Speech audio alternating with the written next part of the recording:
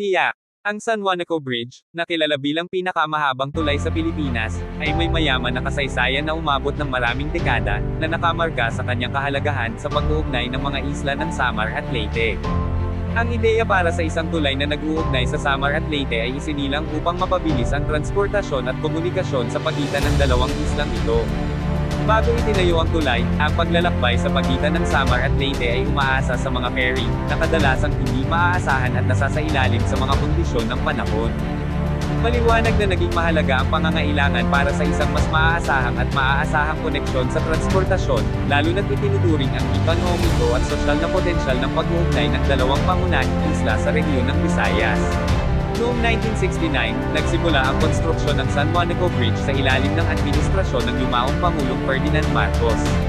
Ang proyekto ay bahagi ng mas malaking plano sa pagpapaunlad ng infrastruktura ng bansa na naglalayong modernisasyon ng transportasyon at pampinansyal na pag-unlad.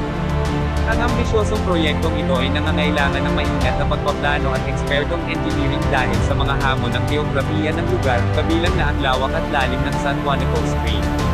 Ang konstruksyon ng San Juanico Bridge ay nagharap ng iba't ibang teknikal at logistikong hamon.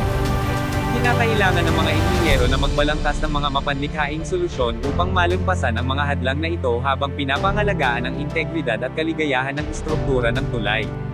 Ang disenyo ng tulay ay sama-sama ng mga cable na bakal at suportang semento, na nagpapakita ng modernong prinsipyo at teknik ng engineering. Sa panahon ng yugto ng konstruksyon, libo-libong manggagawa ang nagtrabaho ng masikap upang matapos ang tulay, na humaharap sa masamang kondisyon ng panahon at mga hadlang sa logistic. Ang proyekto ay nangangailangan din ng malaking puhunan sa pinansya, na kinokontrol mula sa lokal at internasyonal na mga mapagkukunan. Pagkatapos ng ilang taon ng konstruksyon, ang San Juanico Bridge ay opisyal na natapos noong 1973. Ang seremonya ng inaugurasyon, na pinangunahan ni Pangulong Ferdinand Marcos at unang ginang Imelda Marcos, ay nagdala ng mahalagang yugto sa pag-unlad ng infrastruktura ng Pilipinas.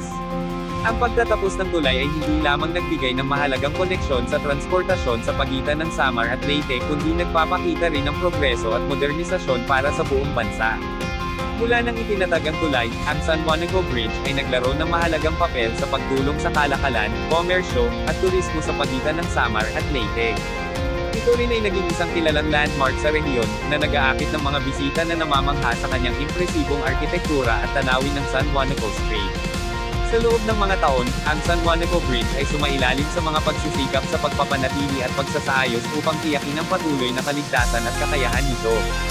Kahit na humaharap sa mga pagsubok tulad ng kalamidad at pagkakaluma, nananatiling isang patunay ang tulay sa angking katalinuhan at determinasyon ng mga Pilipino sa pagsulong ng isang mas magandang hinaharap. Sa pagtatapos, ang kasaysayan ng San Juanico Bridge ay isang patunay sa dedikasyon ng Pilipinas sa progreso at pag-unlad.